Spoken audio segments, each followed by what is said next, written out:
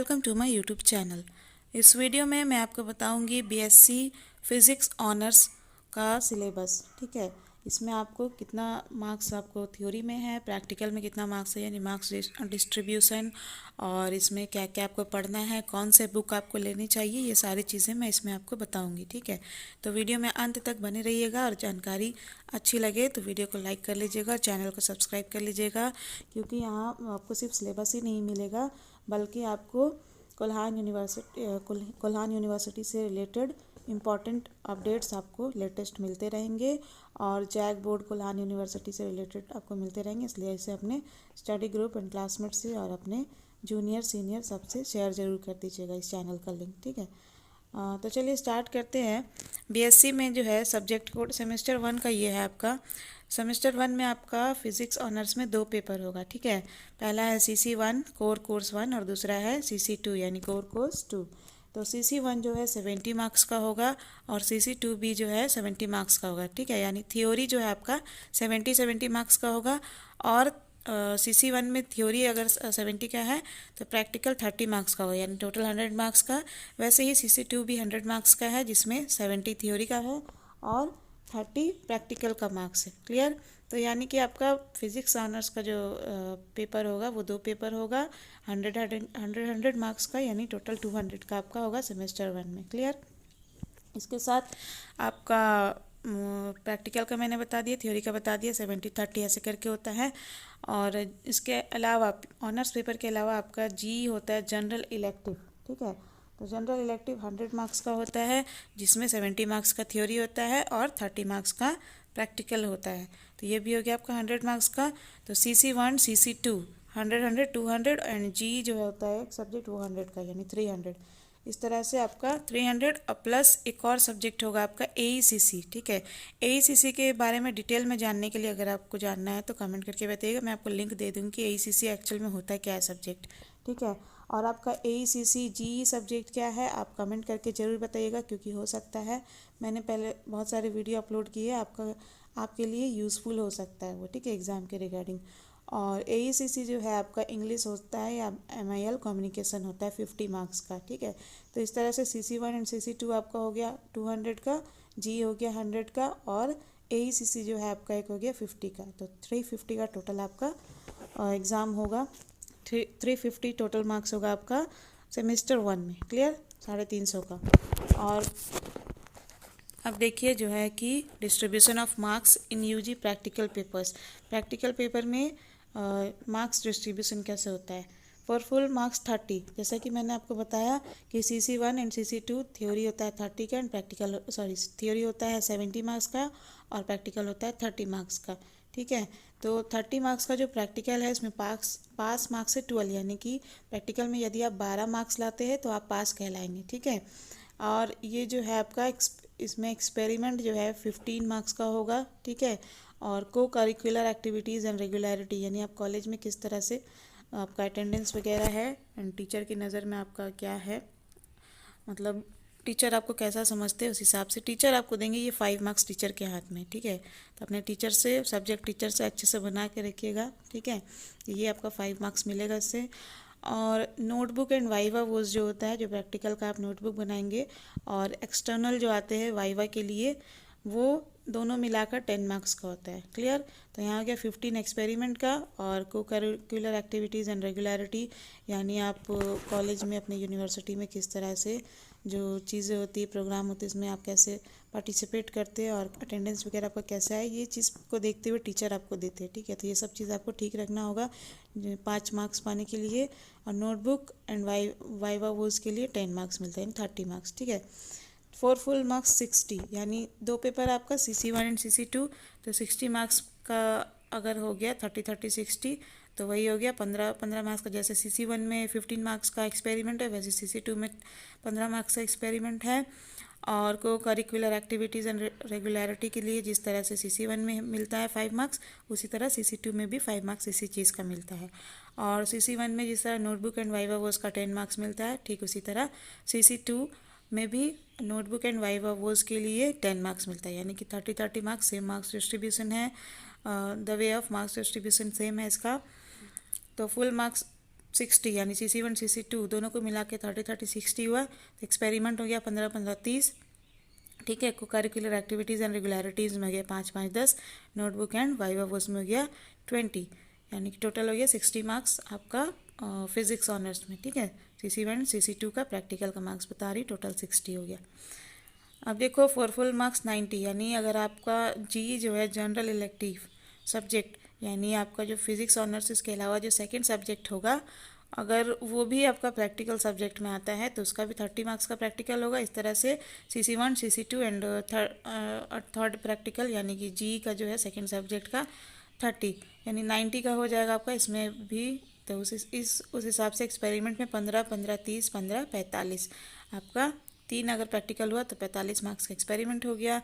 को curricular activities अगर 3 आपका पेपर में आया तो कितना हो गया 10 20 30 सॉरी को करिकुलर एक्टिविटीज़ एंड रेगुलरिटी जो टीचर मार्क्स देते हैं आपका 5 मार्क्स, अगर 3 प्रैक्टिकल हो गया आपका तो 15 का हो गया। नोटबुक एंड वाइवा वर्स में 10 मार्क्स मिलता है, तो अगर आपका जी भी हो गया प्रैक्टिकल तो 10 20 30 10 करके 3 प्रैक्टिकल का 30 मार्क्स। क्लियर, समझ में आया? आई होप आपको समझ में आ रहा हो, क्योंकि कोशिश कर रही हूँ कि अच्छे से आपको बता पाऊँ। ठीक है, अब देखिए यहाँ पे आपको थ्योरी पेपर में क्या क्या पढ़ना है। Core course honours in physics semester 1 mathematical physics. Physics का जो CC1 CC2 दो पेपर मैंने बताया ना, तो फिजिक्स का CC1 जो है कोर कोर्स 1 यानी पेपर 1, उसमें आपका पढ़ना है मैथमेटिकल फिजिक्स। ठीक है, इसमें आपका ये जो थ्योरी है 60 मार्क्स, थ्योरी 60 है। ठीक है, 60 लेक्चर्स में ख़त्म होगा। थ्योरी आपका 70 मार्क्स का है, जो कि 60 लेक्चर्स में आपके टीचर आपको पढ़ाएंगे। ठीक है, टोटल मार्क्स 70 है आपका CC1 का मैथमेटिकल फिजिक्स जिसका नाम है, और 3 घंटे का आपको समय मिला जाएगा। इसमें देखो क्या लिखा है, group A is compulsory and will contain 10 objective type questions each of 2 marks, यानी ग्रुप ए जो होगा 10 ऑब्जेक्टिव टाइप क्वेश्चन होगा, जिसके लिए आपको 2 मार्क्स मिलेंगे। 2-2 करके 10 क्वेश्चन है, 2-2 मार्क्स करके, तो 20 का हो गया आपका ग्रुप ए। इसी तरह B is short answer type and will have 8 question of 5 marks each, out of which 4 are to be answered, यानी कि ग्रुप बी जो होगा उसमें 8 क्वेश्चन होंगे। ठीक है, 5-5 मार्क्स का, जिसमें से आपको 4 को आंसर करना है। ठीक है, 4 आंसर करना है 5-5 मार्क्स का, यानी कितना हो गया 5 4 20। तो 20 आपका हो गया ग्रुप बी का, है ना, 20 मार्क्स, और ग्रुप ए का हो गया 20, तो 20 40 मार्क्स हो गया। अब ग्रुप सी में देखिए, ग्रुप सी में लॉन्ग आंसर टाइप क्वेश्चन होते हैं। Group C is long answer type and will have 4 questions each of 15 marks out of which any 2 are to be answered, यानी ग्रुप सी जो है वो आपका लॉन्ग आंसर टाइप क्वेश्चन है, जिसमें 4 question होंगे, जिसमें से आपको केवल 2 करना है 15-15 मार्क्स का। तो 15-15 मार्क्स अगर आप 2 करेंगे तो कितना हो गया 30। तो ग्रुप ए हो गया 20 का, ग्रुप बी हो गया 20 का 40 मार्क्स, ग्रुप सी हो गया 30 का 70 मार्क्स। क्लियर, समझ में आया कैसे ये मार्क्स मिल रहा है आपको, कहाँ कहाँ से। अब देखो 70 मार्क्स का हो गया theory paper. Questions will be set from all the units in the paper and the distribution of the number of questions from each unit will be equal as far as practicable. If possible, divide each paper in 4 units each of 15 lectures. ये teacher के लिए instruction दिया है कि 4 unit है, 15-15 lectures में आपको 60 total lectures में ख़त्म कराना है। ठीक है, तो यहाँ पे देखो आप लोग का यहाँ पे दिया अभी, the emphasis of course is on applications in solving problems of interest to physicist. ठीक है, the students are to be examined entirely on the basis of problems seen and unseen. ये सब टीचर के लिए है। अभी आपका देखो CC1 में क्या पढ़ना है, कैलकुलस पढ़ना है। ठीक है, फिजिक्स का CC1 में पढ़ना है आपको कैलकुलस।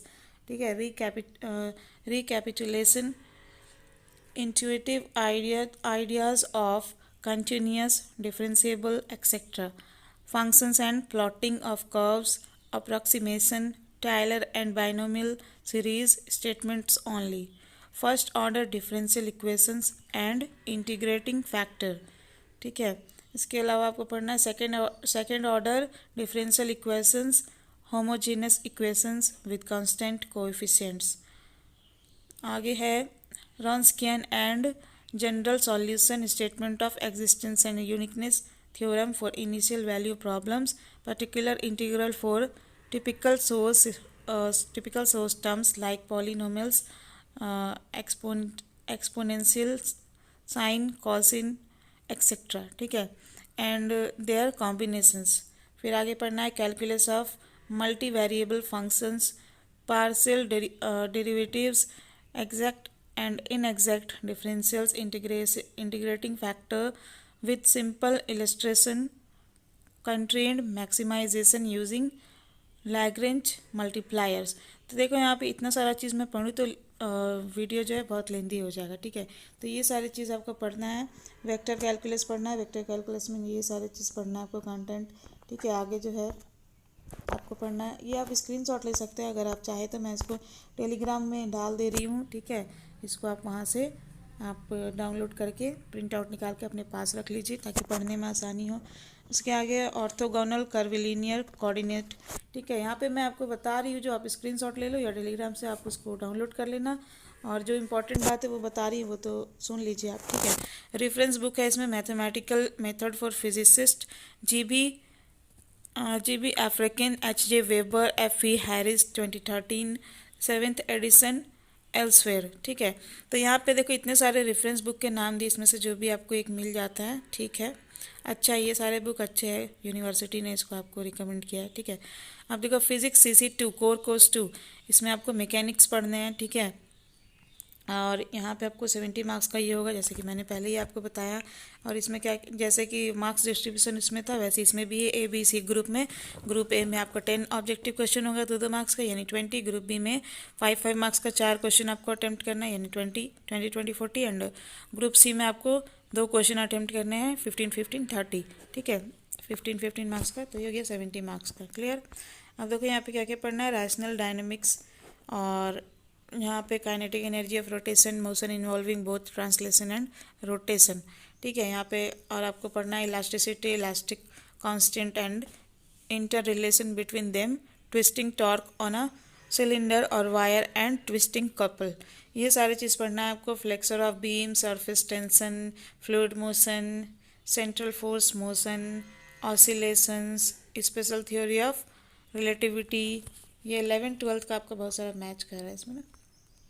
अब देखो रेफरेंस बुक, इसमें क्या क्या पढ़ना है, core physics for class 11 SB, देखो यहाँ मैंने कहा ना 11-12 से मैच कर रहा है, यहाँ पे बुक भी क्लास 11 का रिकमेंड किया हुआ है जो कि मैच कर रहा है, इसलिए core physics for class 11 SB Mathur and A. Kumar, Bharati Bhawan Patna, ये भारती भवन पटना का पब्लिकेशन है। Undergraduate mechanics Arun Kumar, JP Agarwal and Nutan Lata, Pragati Prakashan, Meerut, इसमें से आप कोई भी एक बुक जो है ले सकते हैं, ठीक है। आगे देखो यहाँ पे क्या है, फिजिक्स लैब CC प्रैक्टिकल, जो प्रैक्टिकल आपका लैब का जो है इसमें देखिए क्या क्या पढ़ना है। टॉपिक्स जो है आपका introduction and overview, description and applications क्या है इसमें देखो। इंट्रोडक्शन एंड ओवरव्यू में आपको computer architecture and organization, memory and input output devices, उसके बाद आपको बेसिक ऑफ साइंटिफिक कंप्यूटिंग पढ़ना है जिसमें binary and decimal arithmetic, floating point numbers, algorithms, sequence, selection and repetition, single and double precision, arithmetic, underflow and overflow emphasize the importance of making equations in terms of dimensionless variables and iterative methods, ये सारी चीज़ पढ़ना है आपको। error analysis, review of Python, C++, programming fundamentals, programs पढ़ना है, random number generation, solution of algebraic and transcendental equations bisection, Newton, Raphson and secant methods, और इसमें पढ़ना है आपको interpolation by Newton, Gregory, forward and backward difference formula, error estimation, ये सारी चीज़ पढ़ना है आपको, ठीक है। आप टेलीग्राम पे जुड़ जाइए, आपको कोल्हान यूनिवर्सिटी से रिलेटेड आपको जो भी लेटेस्ट अपडेट है वो तो मिलेंगे ही, साथ ही साथ आपको ये सब भी चीज़ मिल जाएंगे, PDF वगैरह जो होंगे, क्वेश्चन पेपर या फिर ये सिलेबस वगैरह का मैं इसमें अपलोड करती हूँ, ठीक है। आप लोग उसको देख सकते हैं और इसे शेयर ज़रूर करिएगा अपने स्टडी ग्रुप एंड क्लासमेट से। उसके बाद also attempt some problems on differential equations like solve the coupled first order differential equation, ठीक है। ये इस तरह का करना आपको, 1-2 दिया हुआ है आपको, क्या क्या है, सॉल्व द डिफरेंशियल इक्वेशन को सॉल्व करने दिया हुआ है। अब इसको देखो, रिफर्ड बुक, क्या बुक रिफर किया हुआ है, computational physics with Python by doctor Eric Ayars. यहाँ पे इतने सारे आपको ऑप्शन दिए, इसमें से आपको कोई भी बुक मिले अच्छा है, सारे है ना। अब देखो और जो है लैब में क्या है, मेजरमेंट ऑफ लेंथ और diameter using vernier caliper, screw gauge and traveling microscope, to study the random error in observations, to study the motion of spring and calculate spring constant g and modulus of rigidity। तो ये सारी चीज़ आपको पढ़ना है। यहाँ पे reference book के नाम भी दिए हुए हैं, आप स्क्रीनशॉट ले लो, ठीक है। Advance practical physics for students, BL flint and HT वॉस्नॉप, ठीक है, 1971, एशिया पब्लिशिंग हाउस। यहाँ पे आपको पब्लिशिंग हाउस का नेम भी दिया, बुक नेम भी दिया, इसलिए आप जाके मार्केट में पूछ सकते हो, अगर अवेलेबल हुआ तो मिल जाएगा, ठीक है। तो वीडियो अच्छा लगा तो लाइक करिएगा, चैनल को सब्सक्राइब कर लीजिएगा, बेल आइकन को दबा दीजिएगा ताकि नए वीडियोज़ की नोटिफिकेशन इसी तरह मिलते रहे। And thank you viewers for watching this video.